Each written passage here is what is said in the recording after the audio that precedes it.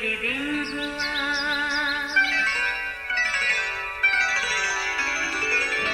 नया फिर दिन हुआ, पुरानी रात का करे सो शुक्र हम खुदा की जात का, खुदा की जात का नया फिर दिन हुआ।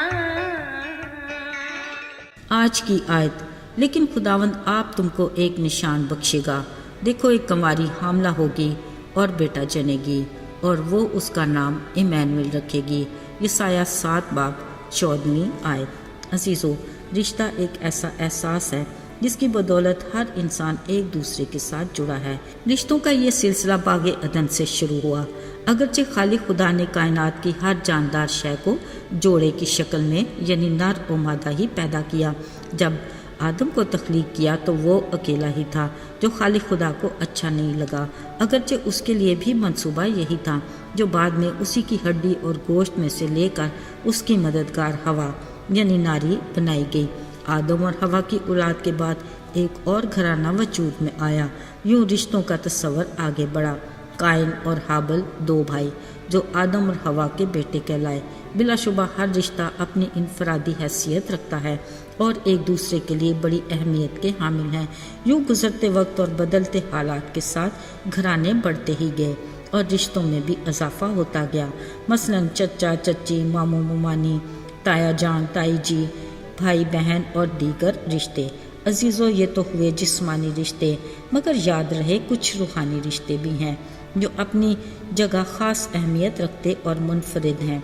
मसलन खुदा के साथ बनी नौ इंसान के कई रिश्ते उस्तवार हैं, यानी खालिक और मखलूक, आसमानी बाप और फरजान, उस्ताद और शागिर्द, चरवाहा और भेड़, मुनज्जी, नजात दहिंदा और गुनाहगार, आका और भाई, यसु और दोस्त। अजीज़ों, रिश्तों के मामले में एक बात तो तय है कि इनमें ऊंच नीच, उतार चढ़ाव आता रहता है, जो फितरी अमल है। मगर रूहानी रिश्ते में ऐसे एहसासात की रत्ती भर भी गुंजाइश नहीं होती, मगर एक तरफा हो जाती है। यानी खुदा ने तो इंसान के साथ अपने हर रिश्ते को अच्छे से निभाया, बावजूद इसके इंसान हर रिश्ते में बेवफा ठहरा। खाली खुदा ने बनी नौ इंसान को अपनी सूरत और शबीह पर बनाकर अपना दम फूंक कर जीती जान बनाया। यूँ खालिक ने मखलूक के साथ अपने रिश्ते को निभाया और इंसान को अपनी रफ़ाकत में रखने की आरज़ू की, क्योंकि इंसान को तख्लीक करने का मकसद भी यही था। मगर अफसोस, इंसान अपने असली दुश्मन इब्लीस के हाथों लालच और नाफरमानी के जाल में फंस कर गुनाह का मुर्तकिब होकर पाक खुदा की रफ़ाकत से दूर चला गया। यसू ने अपने पैरोकारों को शागिर्द कहा और अपनी सलीब उठाकर खुद ही से इनकार करने को कहा और हदायत दी कि मेरे पीछे हो लो।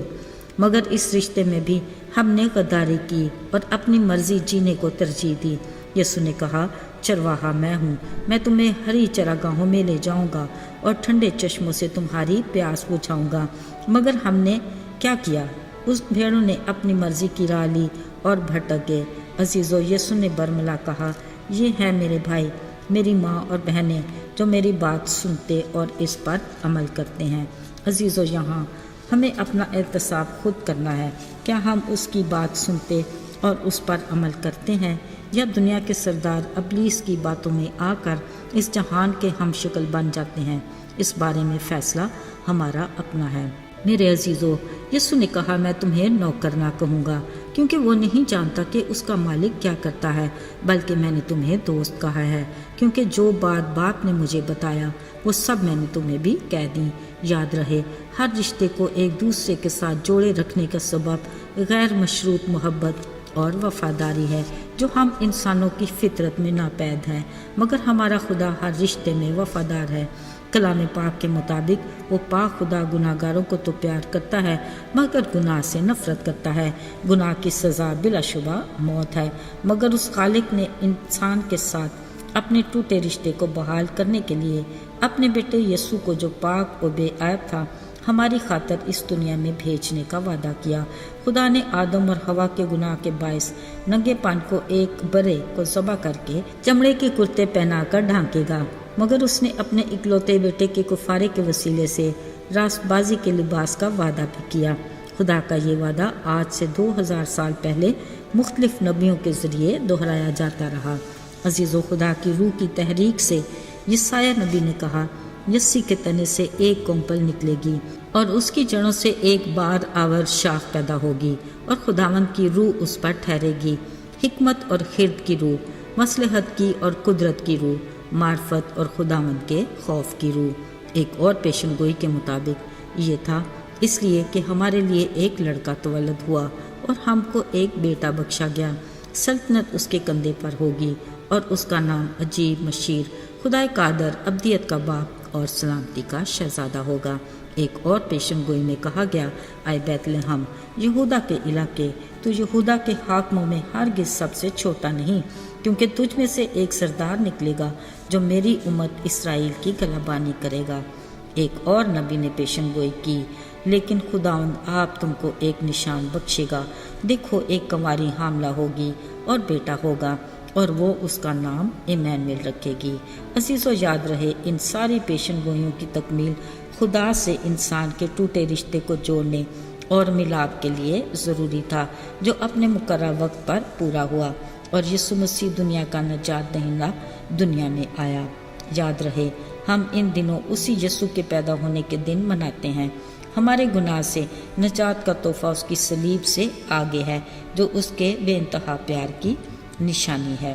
آئیے دعا کریں۔ اے آسمانی باپ، ہم تیرے شکر گزار ہیں کہ تو نے ہمیں اپنے بیٹے یسوع کے وسیلہ سے باپ کہنے کا حق دیا۔ توفیق عطا کر کہ ہم اس رشتے کے ساتھ مضبوطی سے جڑے رہیں، تاکہ ہم تیری پہچان میں آگے بڑھیں اور تیری رفاقت اور شراکت میں رہیں۔ یسوع کے پاک اور مبارک نام میں مانگتے ہیں، آمین۔